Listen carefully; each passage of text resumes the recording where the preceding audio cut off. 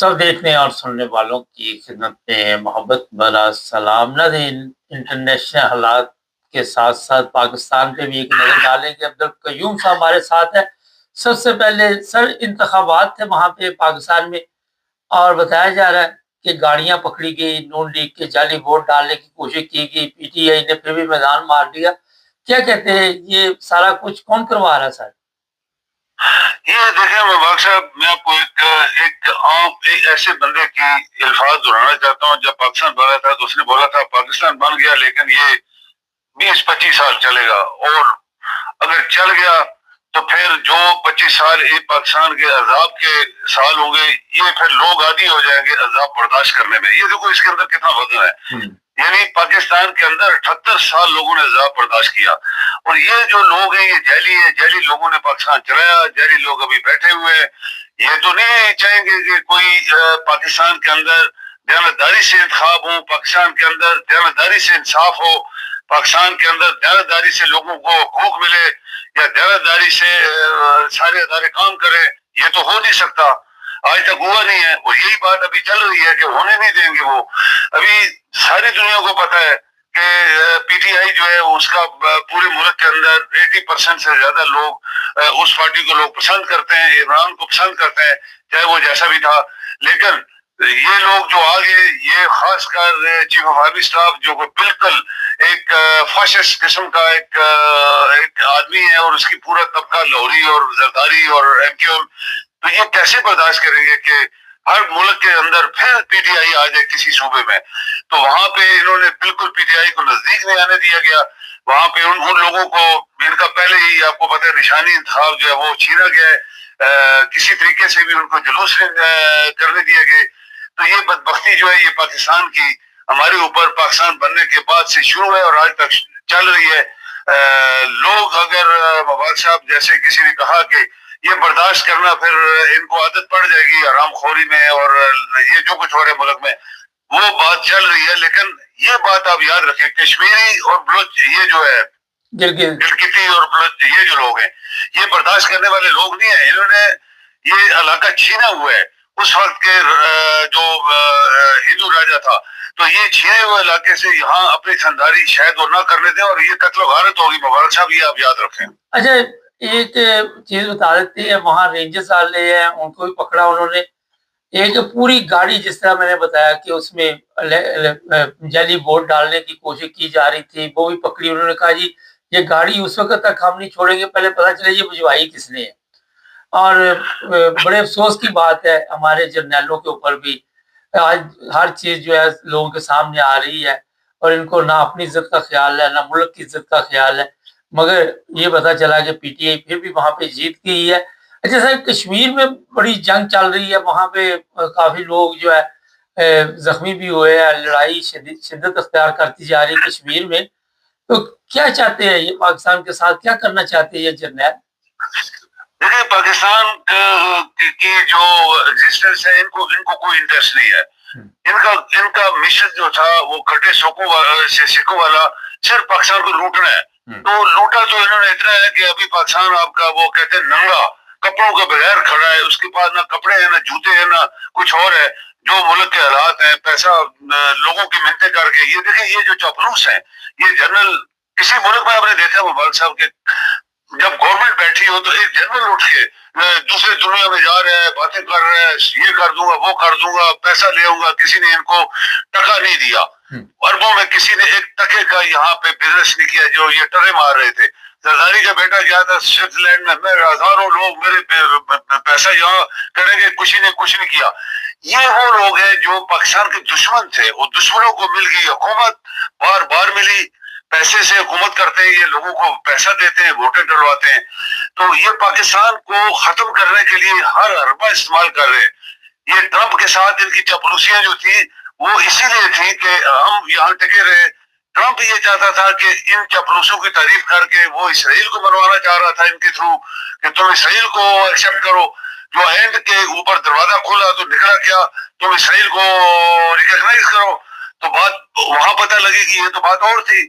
अभी आप देखें कि मिनिस्टर ऑफ इंटीरियर जो टके का आदमी नहीं है, जिसको कोई एक्सेप्ट नहीं कर रहा, वो जनाब जहाज लेके चीफ ऑफ आर्मी स्टाफ का, ये वजीर आज़म का घूम रहा है, वहां क्यों जाता है ईरान में?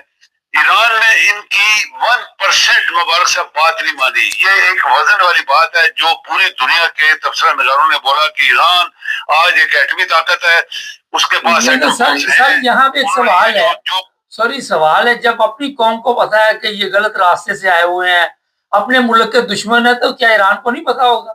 ईरान को भी तो पता है ना इस चीज का। सब पता है उनको, सब पता है, वो इतने कच्चे लोग नहीं है। उन्होंने 1000 दफा दोहरा दिया कि 5000 साल से हमारी ये तहजीब है, हम लोग इस मुल्क के अंदर रह रहे हैं, हमें कोई हरा नहीं सकता, ये चापलूसी करके हमें बेवकूफ नहीं बना सकता।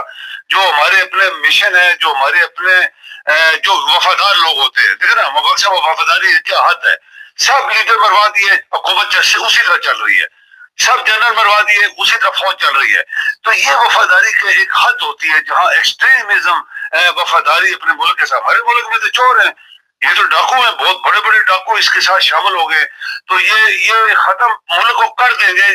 कश्मीरी इनको कत्ल गारत इनके साथ करेंगे, क्योंकि कश्मीरी को कहते हैं ये हमारा मुल्क है, तुम निकलो इधर से, हमें आजाद करो। ये यहाँ तक वो कह रहे हैं कि ऐसे हालात खराब किए गए हैं कि वो इंडिया की बातें करनी शुरू कर दी उन्होंने, कश्मीरियों ने, जो बड़ी अफसोसनाक है।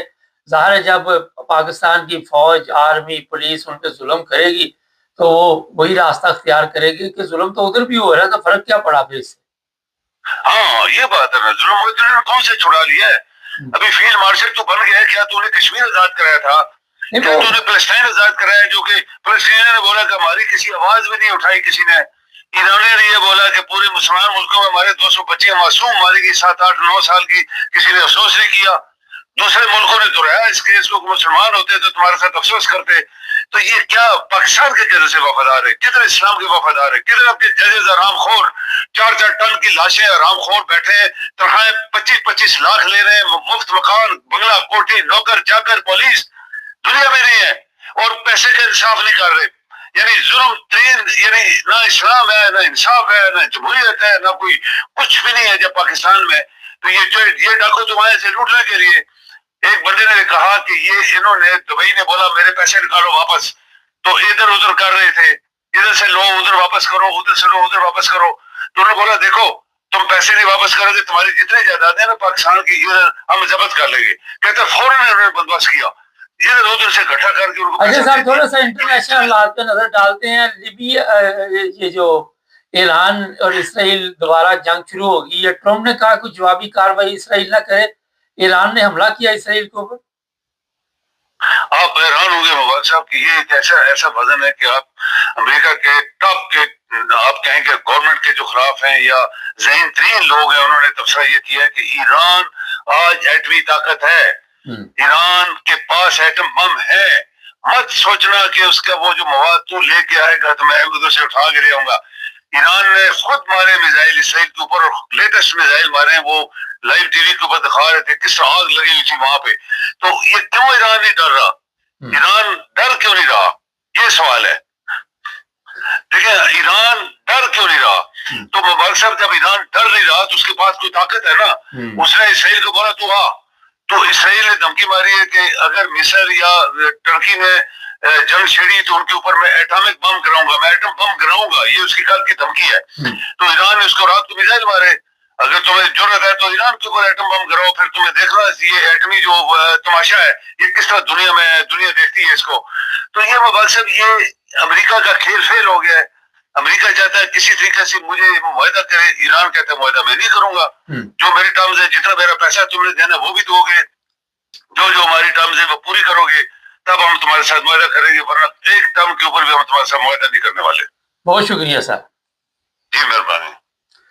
अच्छा जी, ये मैं बता दूं, ये इलेक्शन जो गवर्नमेंट चोरी करना चाह रही थी, चोरों की गवर्नमेंट है, उसको पब्लिक ने किस तरह कंट्रोल किया। पब्लिक रात 2 बजे तक 3 बजे तक वहां पे रही और उन्होंने कहा जी यहाँ से इलेक्शन चोरी करके आप दिखाओ।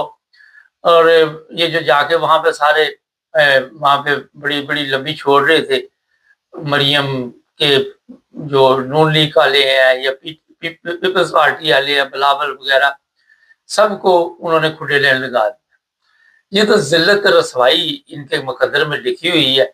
اور جو لوگ یہ سب کچھ کروا رہے ہیں وہ بھی آپ کو پتہ ہے، ان کو میرا خیال ہے کہ جب وہ مر بھی جائیں گے تو لوگ ذلت رسوائی کے ساتھ یاد رکھیں گے، کوئی شرم و حیا نہیں، کسی قسم کی غیرت نہیں، اور افسوس ہوتا ہے ایسے معاملات دیکھ کر۔ ناظرین، جہاں تک اسرائیل ایران کی بات ہے، یہ جنگ جو ہے دوبارہ کسی وقت بھی شروع ہوگی، اور اس دفعہ ایک فیصلہ کن جنگ ہوگی۔ زیادہ انتظار آپ کو نہیں کرنا پڑے گا، چینل کو سبسکرائب کر لیں، جڑے رہیں ہمارے ساتھ۔